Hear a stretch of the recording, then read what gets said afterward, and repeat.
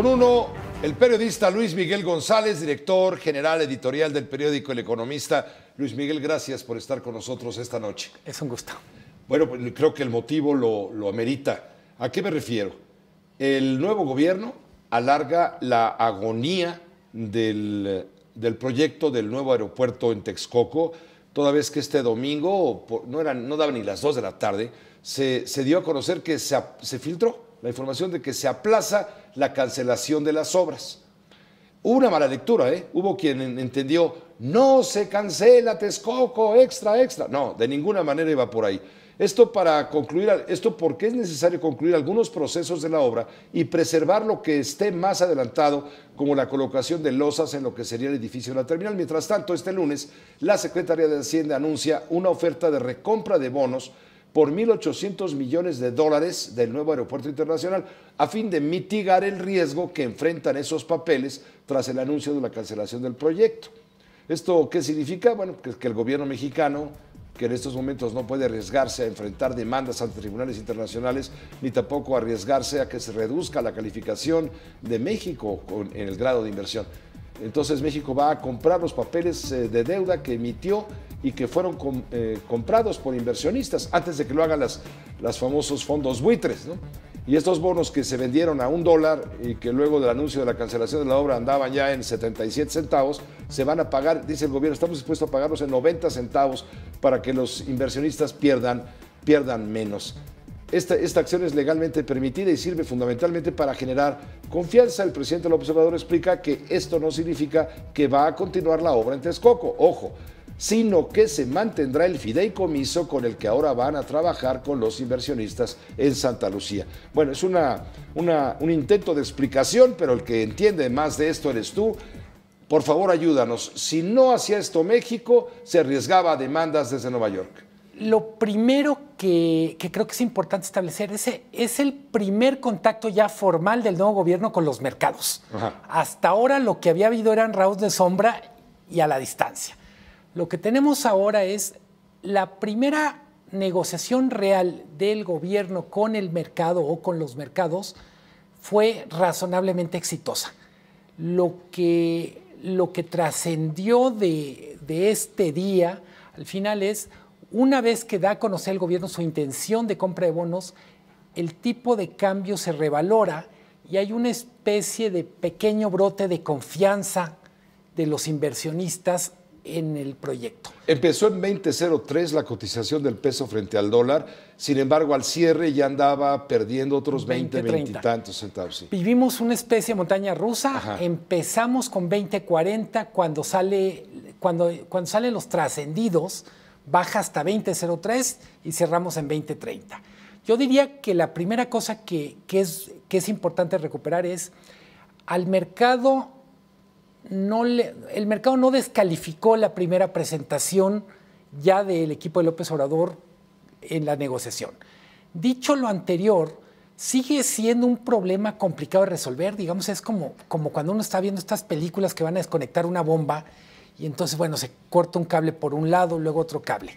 Cortaron el primer cable para que no reventara y le prometen a tenedores de deuda comprar, como decías tú, hasta por 90 centavos, $1. Pero ya estaban a 77, ya habían perdido 23 centavos. Y fundamentalmente es una oferta a los que están más enojados o más decepcionados. Más sensibles, más inquietos. Los que ya dicen, a ver, yo ya no quiero saber nada de México, a mí esto no me interesa. Y ahí está el peligro de que entren los llamados fondos buitre, que compran esa pérdida a los inversionistas y después le van a cobrar a México con demandas y con... Los fondos buitres se volvieron muy famosos con la crisis argentina. En Argentina, que fue costosísima. Básicamente, el papel que juegan los fondos buitres complican cualquier solución porque entre más dure el pleito ganan más ellos. Eso es. Entonces, al gobierno mexicano le conviene que el capítulo de las emisiones por Texcoco se cierre, yo diría, lo más rápido posible, pero además con el menor ruido posible.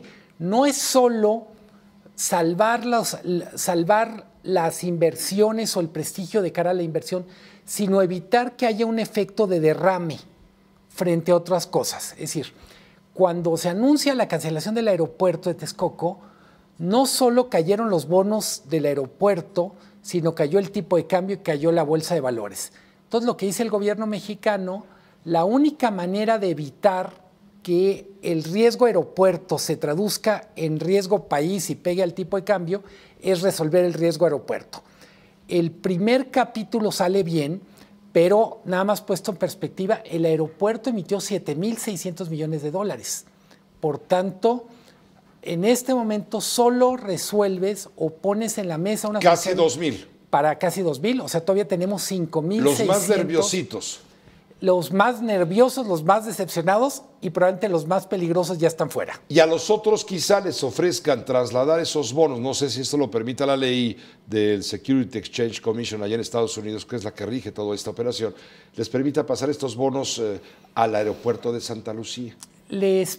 Lo que tendrían que hacer es más rendimiento y más plazo. Cancelarlos y hacer otra emisión, cosa que va a ser complicado.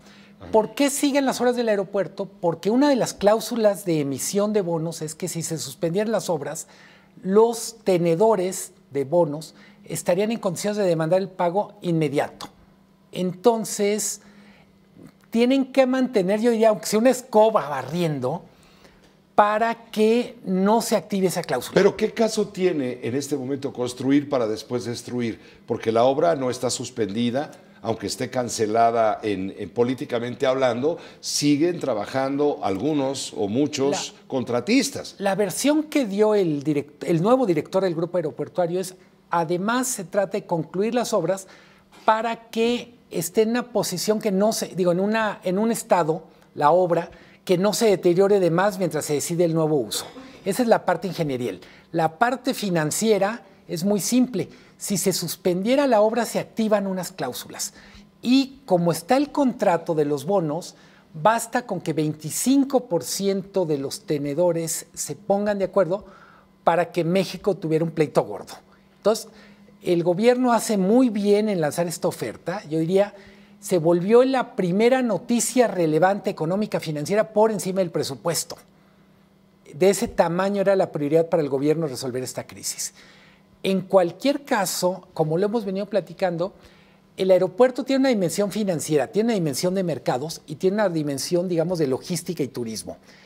Resolver la parte financiera del aeropuerto todavía deja en suspenso la parte de mercado. El comunicado de Moody's de hoy, de Moody's, que mantiene es una calificadora, que mantiene la perspectiva a la baja, lo que nos está diciendo es, todavía no me termina de convencer el gobierno. Necesitamos más pruebas de que va en serio. La siguiente prueba ahora sí va a ser el presupuesto, donde se espera que haya un superávit, es decir, que lo que pretende gastar sea menos de lo que va a ingresar y, por supuesto, van a estar muy pendientes de decisiones. Nos está dejando en la clasificación, aquí la tengo apuntada, yo no entiendo, tú me explicas. BAA3, esa es la clasificación. Pero para que nos expliquemos mejor a quien nos acompaña en la tele, quiere decir que estamos a un escalón antes de llegar al bono basura. No, a ver, sí y no. A ver. Es la parte dramática. Lo que quiere decir esa clasificación es México sigue teniendo grado de inversión y es muy, muy importante esto. Es decir, México tiene que cuidar el grado de inversión hasta con las uñas, porque eso sí, si lo pierde el grado de inversión, se vuelve bono basura. Muchos fondos de inversión no podrían poner dinero en México.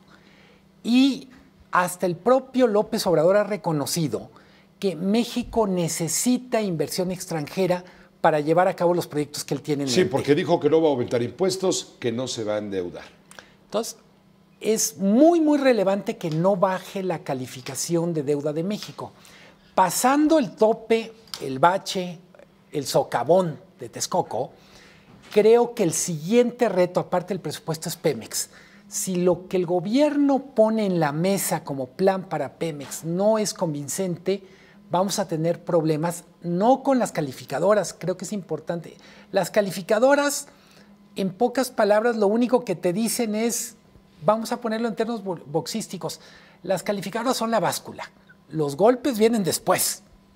Entonces, si no convences a las calificadoras, luego viene en el cuadrilátero otra película. Y el mayor riesgo, desde mi punto de vista, de lo que ha expresado López Obrador con plan de gobierno está en Pemex.